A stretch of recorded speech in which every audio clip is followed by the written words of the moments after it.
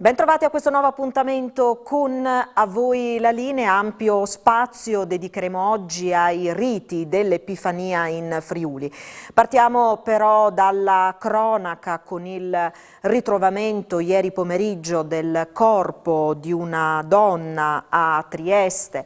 Manca ancora la certezza assoluta, ma dovrebbe trattarsi della 63enne scomparsa dal 14 dicembre scorso. Liliana Resinovic. Vicino al corpo della donna sono stati trovati degli occhiali simili ad un paio in possesso della 63enne. La Prefettura di Trieste oggi ha precisato che non è stato l'amico della scomparsa, del quale si è molto parlato in questi giorni, Claudio Sterpin, di 82 anni, ad indicare la polizia il luogo da setacciare dove poi effettivamente è stato trovato il corpo. Il prefetto di Trieste, Annunziato Vardè, ha precisato che ieri ha dato l'indicazione di pianificare una capillare perlustrazione dell'area dove poi c'è stato il rinvenimento. L'area, ricordiamo, che sorge a pochi passi dall'abitazione di Liliana Resinovic. È certo che la donna si è allontanata a piedi, ha detto oggi il prefetto.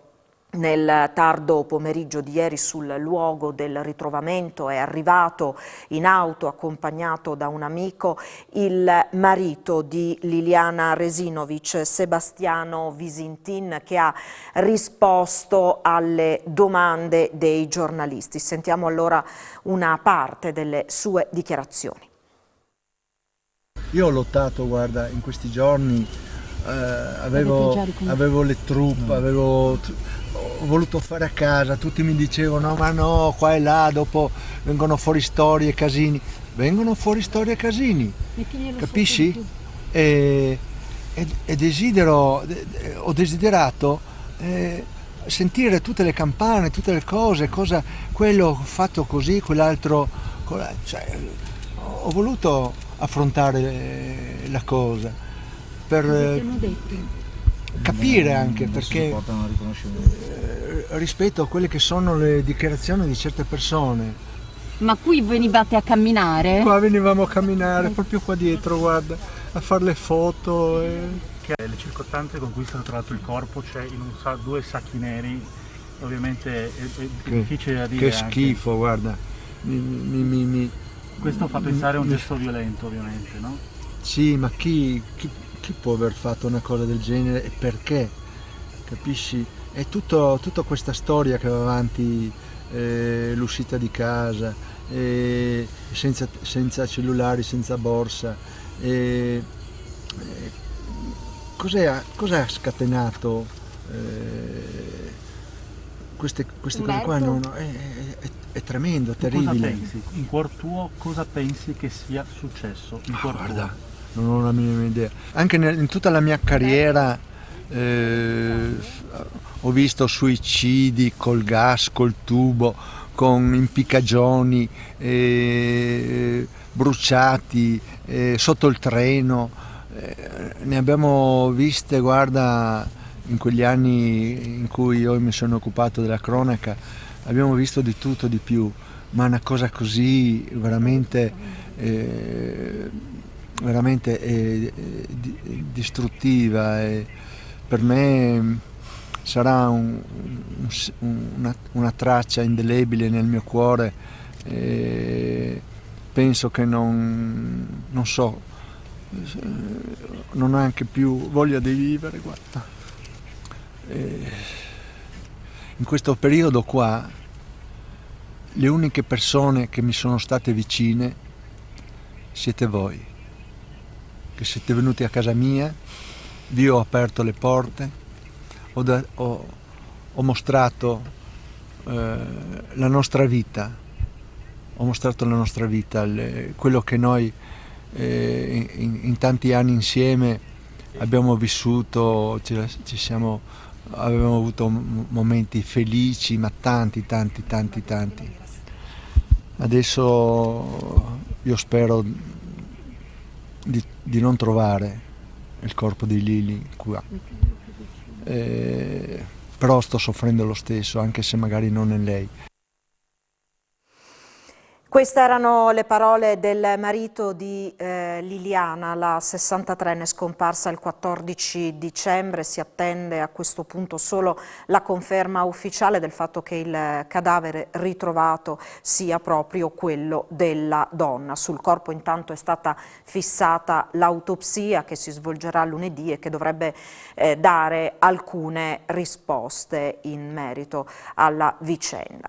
Voltiamo decisamente pagina per iniziare ad occuparci dei riti epifanici, riti in Friuli che sono sicuramente penalizzati dalla pandemia con regole ferree che hanno costretto a rivedere i programmi di queste tradizioni che appunto da anni si svolgono nella giornata dell'Epifania nella nostra regione. Partiamo da Cividale del Friuli, dalla messa dello Spadone che è stata seguita per noi da Paola Treppo e Simone Caramaschi. Nella sua omelia Monsignor Livio Carlino ha invitato i fedeli a vaccinarsi come gesto di generosità, ha detto, e di amore verso il prossimo. Si è appena conclusa la messa dello Spadone anche per il 2022, una omelia importante, quella di Monsignor Livio Carlino, che ha invitato alla ricerca a seguire la stella. Seguire la stella per ricercare quella che è la verità, perché il desiderio più grande di ogni essere umano è quello di trovare la verità, quella verità che ci rende liberi, quella verità che ci aiuta a fare le scelte giuste nella nostra vita e ad incontrare colui che è la verità per eccellenza, che è nostro Signore. Ecco, un invito anche ad essere generosi verso gli altri, anche per quanto riguarda questo periodo di pandemia, per quanto riguarda il percorso vaccinale, Monsignore. Certamente per me sono motivazioni scientifiche di cui non ho conoscenza, ma motivazioni morali. Il rispetto delle persone è il principio che dovrebbe guidare la vita di ogni discepolo del Signore. Gesù ci insegna ad amare il prossimo fino al dono supremo della nostra vita. Perciò se io rischio qualcosa è nulla rispetto all'amore che manifesto nei confronti dell'altro. E poi un invito, non è il primo, che Monsignor Livio fa alle autorità, a chi ci governa, anche per il punto di primo soccorso, l'ospedale, il presidio di Cividale del Friuli, anche per le valli del Natisone. Credo sia un problema ormai che si trascina da decenni, con risposte sempre parziali e rimaste sempre sulla carta, anche quelle che potevano essere interessanti. C'è bisogno di mettere mano a questa realtà, a questa riforma. Non sta a me dare indicazioni tecniche perché non ne ho la capacità, ma certamente ciò che posso dire è la necessità di un rispetto delle persone, anche quelle che stanno così lontano dai grossi centri, anche per le persone che sono minoranza, che non hanno potere contrattuale o politico, perché sono poche, ma hanno diritto anche loro ad avere quel minimum che salvaguardia la loro salute, perché non mi dicano chi ha provato ad andare al pronto soccorso di Udine, anche in questo tempo di Covid, sa che cosa vuol dire anche per una stupidaggine perdere ore e ore di tempo con il rischio poi di fermarsi lì e di prendersi qualcosa, perché anche questo è da dire. È necessario ripensare e non solo ripensare ma anche cominciare ad agire. E allora ringraziamo Monsignor Livio Carlino e adesso alcuni contributi di questo momento importante legato alla messa dello Spadone nell'Epifania del Signore. Un'emozione importante sempre questa messa così antica. Ma sì, è una tradizione molto antica ma allo stesso tempo ancora suggestiva per noi che assistiamo oggi. Per me è la prima volta come diacono che canta il Vangelo, però ho già vissuto questa esperienza più volte quando ero in servizio qui presso la parrocchia di Cividale. Tuttavia però questa emozione è sempre ricca e sempre incredibile ogni volta che viene vissuta. La sua mano regge un pezzo di storia di Cividale. Certamente, la mia mano regge il pezzo di storia che il più importante, ricordiamo, è l'Evangeliario nella mia mano sinistra, nel quale appunto è scritto l'originale melodia patriarchina che è stata cantata oggi. E questo ci ricorda come anche la fede sia un qualcosa che viene tramandato nel corso dei secoli, ma che proprio in questi secoli riesce a parlare ogni giorno a ognuno di noi. Invece l'elmo piumato, qual è il suo simbolismo? Per me il simbolismo rappresenta un po' lo Spirito Santo, se vogliamo. Infatti, come la spada rappresenta la parola di Dio che tengo nella mia sinistra, che penetra ogni uomo, allo stesso tempo l'elmo rappresenta un po' quella che è lo Spirito Santo che scende su chi proclama la parola di Dio per renderla sempre attuale, sempre presente a chiunque l'ascolta. Con il sindaco ricordiamo l'importanza di questa messa epifanica. Sì, è un'occasione per noi molto importante. Diciamo che la Messa dello Spadone non si è mai interrotta e quindi anche con il 2022, nonostante le restrizioni, i problemi caratterizzati dalla pandemia, la Messa dello Spadone viene fatta ed è l'ingresso del Patriarca Marquardo in Cividale, dove ovviamente potere religioso e potere politico si incontrano grazie al Patriarca che in segno di benedizione ma anche di saluto innalza la sua spada e ci augura quindi un anno che entra, e quindi l'anno 2022, raccontandoci anche le giornate pasquali, quindi quando incomincerà la Quaresima. È veramente un rito caratterizzato proprio dall'antichità e noi vorremmo che l'anno 2022, proprio con questa Messa dello Spadone, ci lanciasse la possibilità di poter tornare a quella quotidianità, a quella normalità che ci stiamo aspettando. E quindi la Messa, rito importante per la città di Cividale, ma anche per tutti i nostri cittadini e tutti quelli che hanno voluto condividere con noi questo momento. Molte autorità presenti che hanno voluto appunto condividere con la città di Cividale la Messa dello Spadone. L'edizione 656, 3 simboli importanti. I simboli importanti della Messa dello Spadone, come dicevo appunto, la spada, l'elmo piumato, ma il simbolo più importante è quello veramente, dal mio punto di vista, religioso. Il momento della Messa dello Spadone è un momento di raccoglimento, ma allo stesso modo non dimentichiamo la nostra storia, la nostra antichità e la nostra città con le sue testimonianze. Ci fermiamo, una pausa per la pubblicità, poi di nuovo in diretta con A Voi la Linea.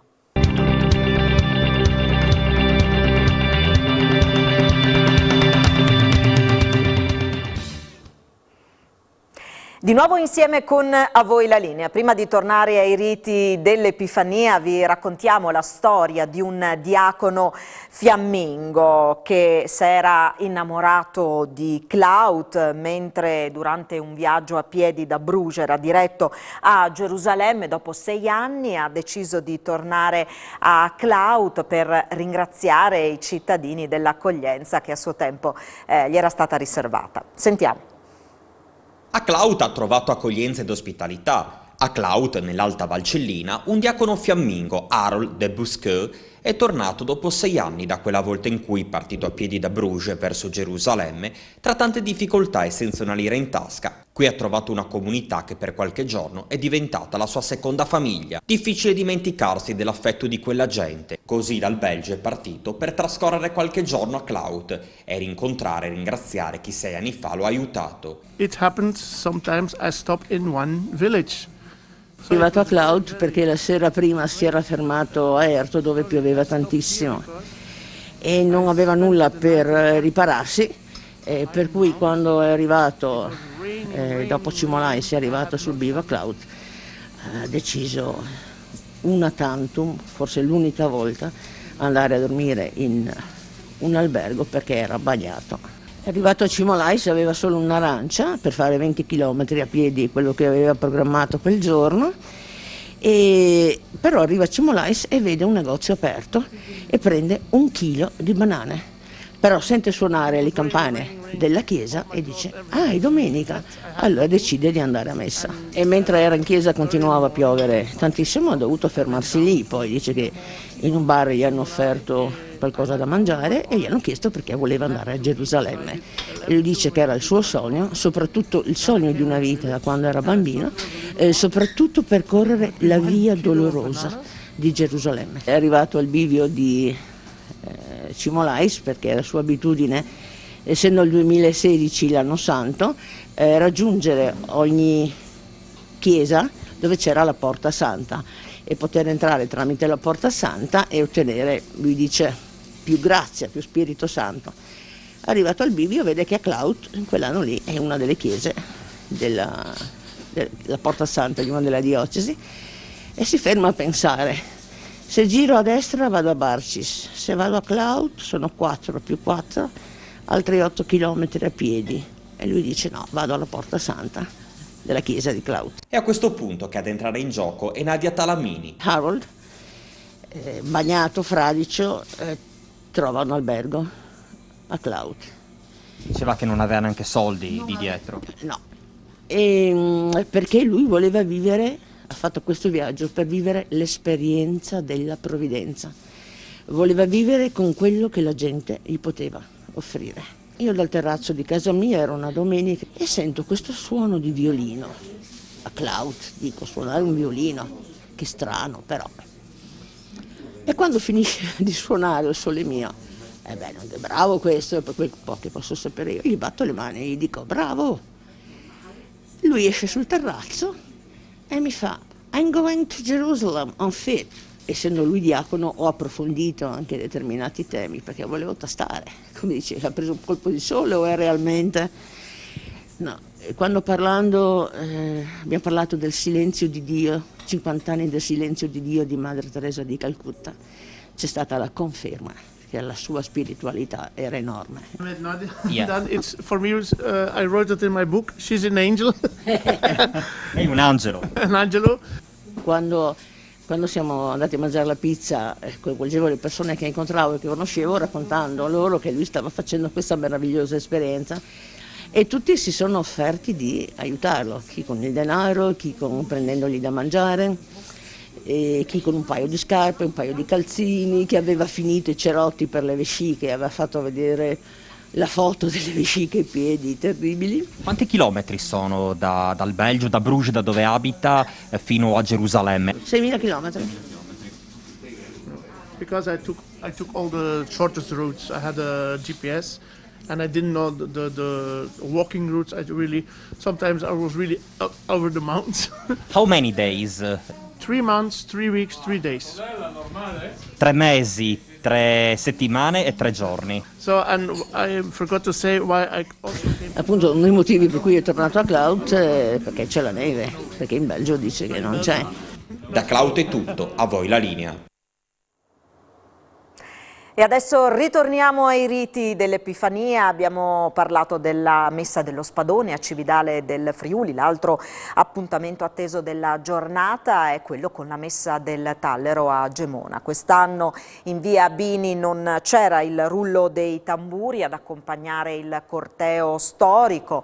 Ovviamente le restrizioni per la pandemia hanno richiesto una rivisitazione del programma, ma comunque la Messa del Tallero si è svolta. L'importante per i gemonesi era di mantenere viva questa tradizione all'insegna proprio della speranza. Una buona rappresentanza oggi di amministratori locali qui a Gemona, pur essendo una manifestazione organizzata in maniera molto ridotta a causa del Covid. Come presidente della comunità collinare e sindaco di Osoppo, qual è il messaggio che si sente di dare oggi alla comunità?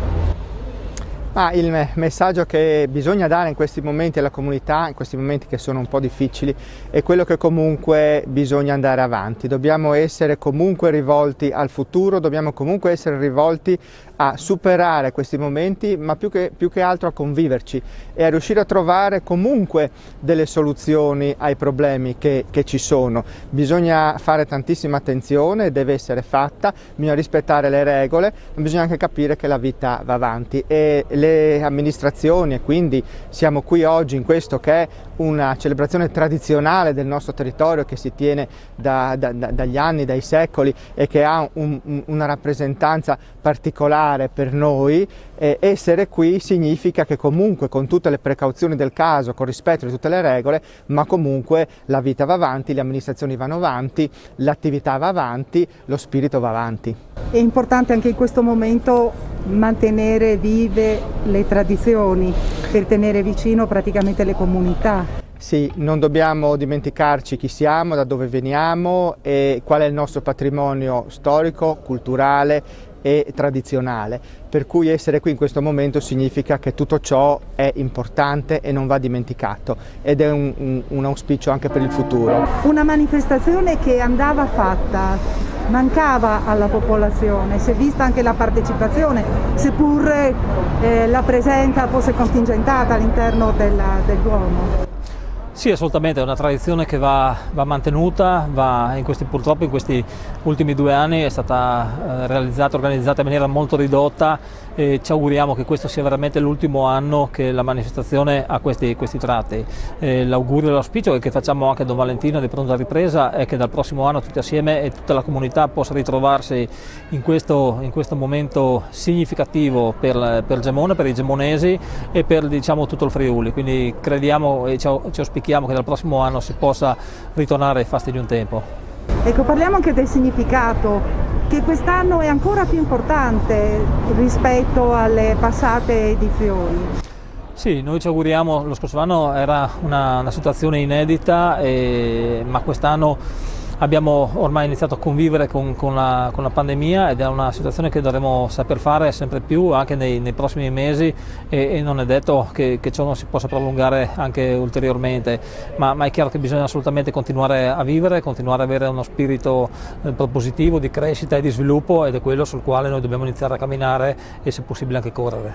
Ecco, nell'omelia è stato fatto riferimento, un grande riferimento all'importanza della collaborazione, è stato evidenziato in maniera forte. Assolutamente Monsignor Genero ha tratto un bel passaggio su questo tema e credo che sempre più la comunità, le amministrazioni, la politica devono remare tutti dalla stessa parte, farsi carico dei problemi, cercare di risolverli e risolverli assieme. Abbiamo bisogno di restare assolutamente uniti perché questo è un momento fondamentale per il nostro paese, per Gemona ovviamente, per la città, ma penso per il Friuli, penso per l'Italia intera. Se andiamo avanti tutti assieme credo che potremo fare un percorso molto lungo. Ci fermiamo qui, termina qui questo appuntamento con A Voi la Linea, grazie a tutti voi per averci seguito, buon proseguimento di giornata, arrivederci.